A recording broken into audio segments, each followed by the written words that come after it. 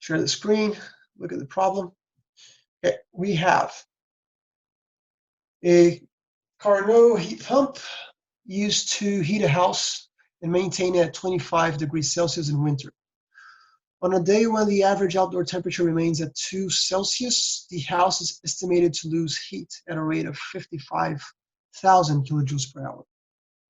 If the heat pump consumes 4.8 kilowatts of power while operating, determine how long the heat pump can run on a day, the total heating costs, assuming 11 cents for electricity per kilowatt, and the heating costs for the same day if resistance heating is used instead of the heat pump. So let's do this.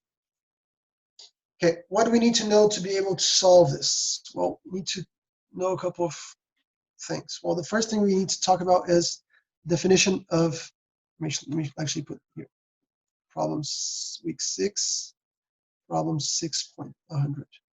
Okay, the first thing we need to know is the definition of coefficient of performance. Coefficient of performance, right? This has probably been explained in the lecture, so I'll just do a little recap with you guys here.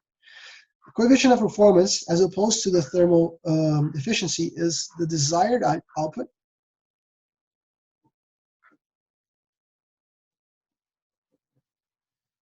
divided by the required input.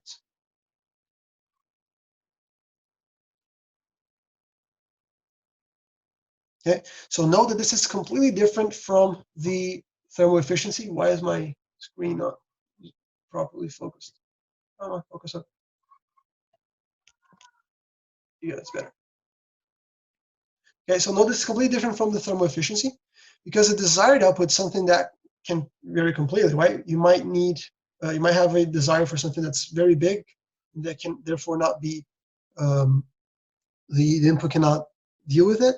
Maybe your desire matches your input perfectly, or maybe your desire is way less than what you actually required in the input. Okay, so that's going to change your coefficient of performance.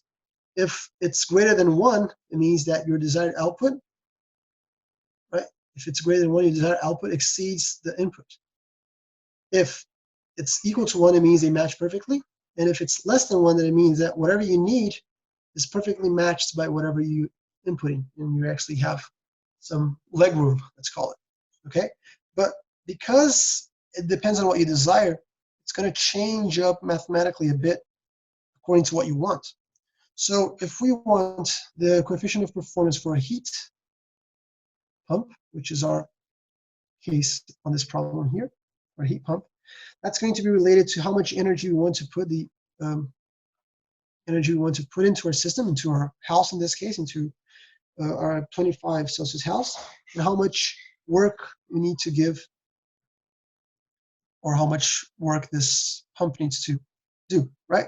And then if we convert this into our sources, okay, this is going to be related to 1 minus, let's call it my T low, temperature of the low end, divided by my T hot. That's the temperature of the high end. Okay, so if I want a heat pump, I want it to input energy to my house, and therefore I'm going to have this relationship here. If I want a refrigerator, however, which is to some extent the other way around, right? So if I want a coefficient of performance of a refrigerator, ref, well, then in this case, I want to remove energy, right? So that's going to be my energy remove, QL, over the work of this refrigerator. And then on the source side of things, I have to invert this guy too, right? So that's going to be T hot over T low, or T cold, if you will, high and low, minus 1. Okay, so it depends on what you want. If you want to give heat to the system, if you want to remove heat to the system, it's going to vary completely. And again, as I said, this can be larger than 1. There's no problem whatsoever.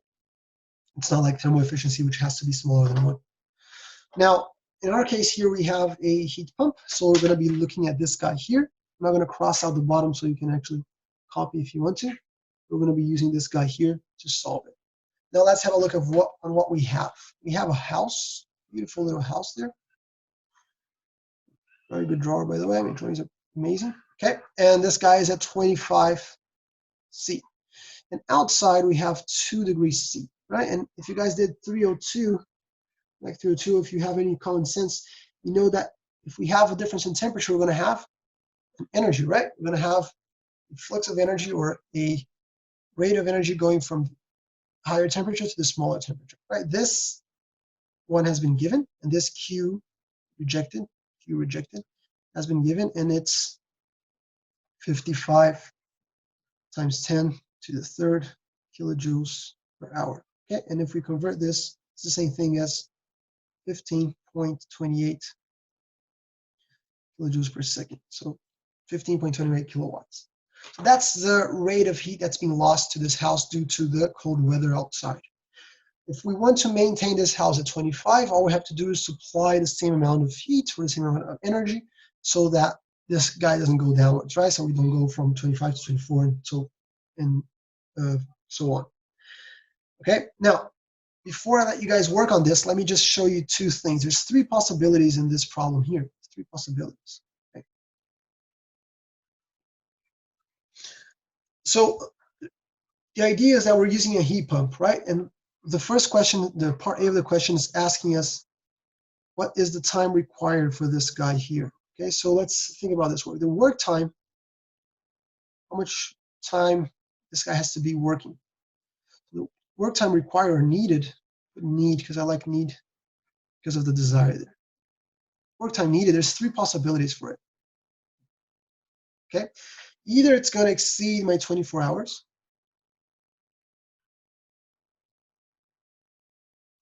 or it's going to be exactly equal to my 24 hours,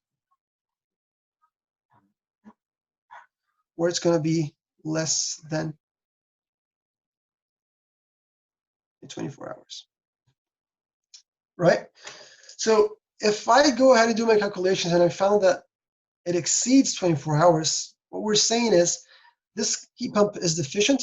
Maybe it's not working, or it's not strong enough, let's put it that way, powerful enough to be able to supply this guy, this rate of energy to the house so that it stops from cooling. So that would be a problematic one. Okay, if it's exactly, it means that they match up perfectly, and if we have a colder day, we're going to have a problem. If it's less than 24, that's what usually we have in our systems, because we have a heat pump that's able to cope or to compensate this guy here, right? So if it's less than 24 hours, it doesn't have to be working all the time, only a part of the day. And that's what we're being asked. How long does this guy need to operate to be able to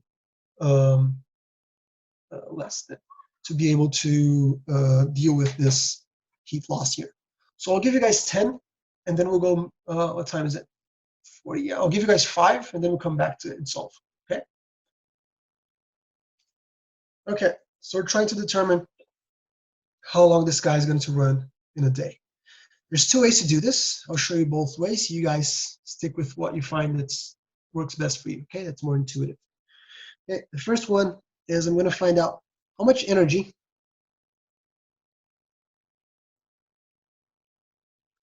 the house loses in one day.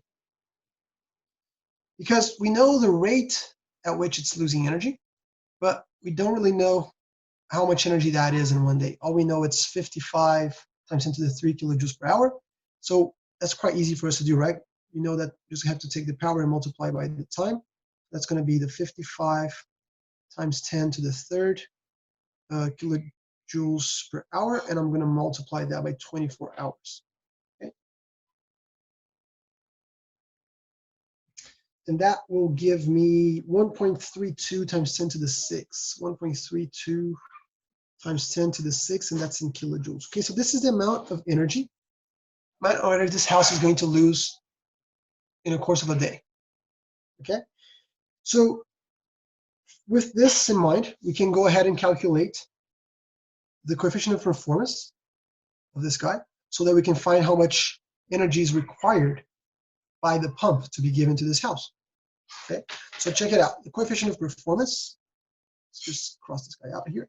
The coefficient of performance is going to be 1 over, this is a heat pump, so we're looking at this one here. So it's going to be 100% minus our low temperature, which is the Celsius in Kelvin, and the high temperature is 25 Celsius, and then we convert to Kelvin. So that's going to be the 2 plus 273 divided by 25,273. Okay, and that coefficient of performance, you guys can back me up on this, will be 12.95.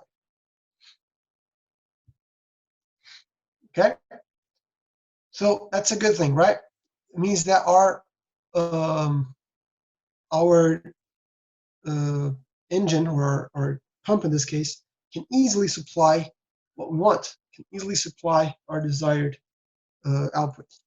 So this equals to the energy Q that we want to be supplied, the heat that we want to be supplied, divided by the pump energy, the energy required to the pump, or for the pump.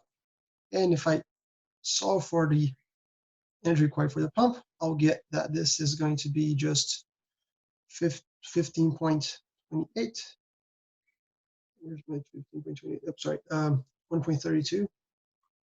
Make sure this is right. How much energy do I need to supply? I need to supply 1.32 times 10 to the 6th kilojoules, and my coefficient of performance is 12.95.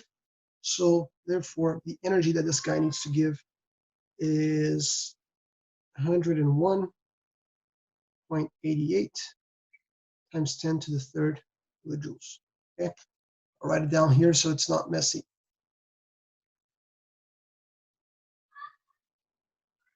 Of pump is, we'll just put this over there, so it's going to be 1.0188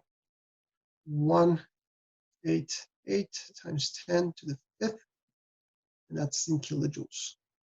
Okay, so that's how much energy my pump needs to give, so that we are actually how much energy my pump is going to use to be able to give this amount of heat to our house. Now, if I need this amount of energy, and I know my pump works at, what is my pump work? It's 4.8. And I know my pump outputs is 4.8 kilowatts. I can calculate for how long it has to work, right? Because we know the relationship again, the relationship between power, energy, and time. If I want to find time, what I need to do is get the energy and divide by the power, right? So in this case, the energy that I need is 1.0188 times 10 to the 5th divided by the actual output, which is 4.8, and that's kilojoules per second. My answer will be a big number because it's in second, and it's going to be 2.122 times 10 to the 4th seconds, which is equal to 5.895 hours. Okay, so this is the amount of time my pump needs to work to be able to provide the energy that I want.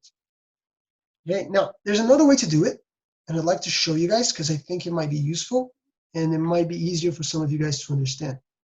Now, probably be best if I used another page for this, but I want to keep the same one just so that we still have these values here, all right? And then I'll jump to the next page when we go ahead to the next part.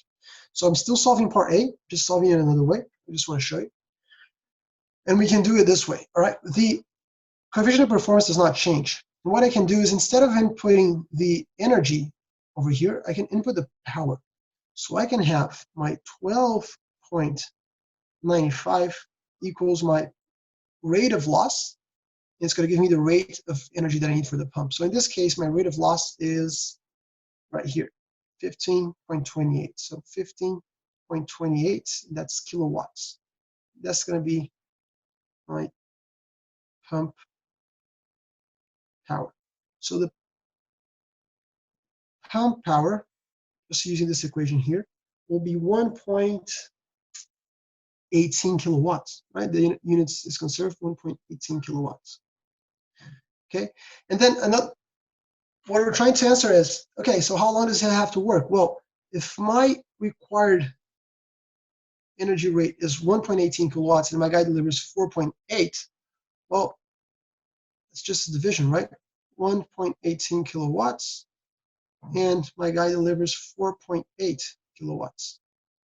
So this is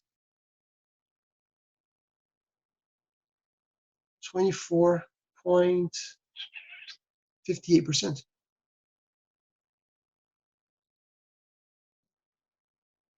Okay, what does that mean, Pablo? Well, it means that it only has to work 24.58% of the time to be able to deliver what we need. Okay, and what is 24% of a day? Well, if a day has 24 hours, 58% is going to be 5 hours and 89.5-ish hours. Okay, so it's another way to grab the same exact value. Okay, you can do it in terms of energy like I did over here. This may be one thing that might make sense in your head, or you can do it like this, and you're going to get this guy here, which is a quarter of a day, pretty much, which is about 6 hours, right? Okay, so that's the first part A. How long does this guy have to work? And this is about 6 hours. So what I'm saying is, for us to maintain this house at 25, this pump has to work only 6 hours a day. Now, this can be either it works a bit, stops, then works a bit more, stops, works a bit more, and then the total time it's working 6 hours, or we can just have it work at a lower load factor, like we learned in the first week of class, and just have it run the whole day. It's going to depend on what's more efficient for the system and how it operates and all of that. So let's go on and have a look at the second part of the question. So the second part is calculate how much this is going to cost me. Okay, how much is this going to cost me? Well, that's quite simple, right? How much is this going to cost? Well, the guy operates at 4 kilowatts, and it's going to operate for 5.895 hours per day.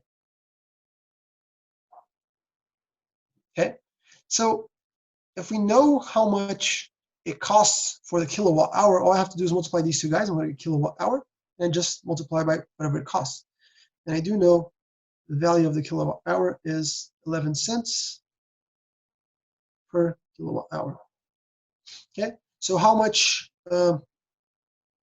energy will be consumed? Energy consumed by this pump will be 4.8 kilowatts. Oh, my pen is dying.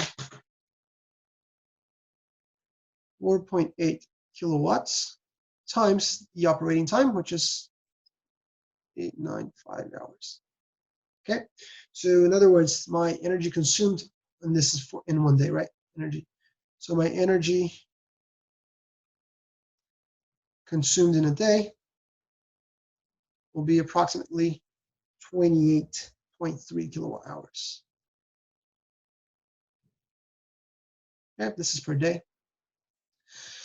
That's how much it's going to consume per day. And then if it's 11 cents per kilowatt hour, just multiply that by 11 cents. Okay, so my cost equals 11 cents per kilowatt hour times my 28.3 kilowatt hour per day. And I'm going to see that this guy is going to cost me about $3.11 for each day that this pump is running. Okay, so every day that my temperature outside is 2 degrees Celsius, my house is at 25, and I run this pump to maintain it at 25, I'll be paying $3.11 for it, which is pretty good. Now, oh, this is the one that's not working. Now, part C is good because it asks us to solve another issue. Okay, part C asks, okay, what if we just get rid of this pump and we just use electricity to heat our house instead of the heat pump? Okay, so now in this case, what we have is still the same situation, still have the same house over there, still at 25, still at 2 outside, and we still have a rate going there. And we're going to have to supply heat, but now instead of using the heat pump, we're just going to use electric energy straight off. Okay, so how much energy do we need to supply to maintain this house at 25? Well, obviously how much it's losing, right? So let's put it this way, Q supplied has to be equal to Q lost or Q rejected, right? For it to not, so that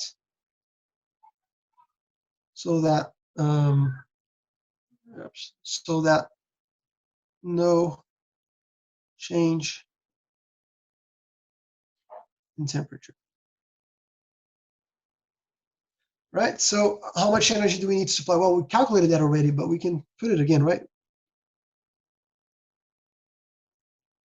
Q that needs to be supplied in the form of electric energy is 55 times 10 to the 3, that's kilojoules per hour, times 24 hours.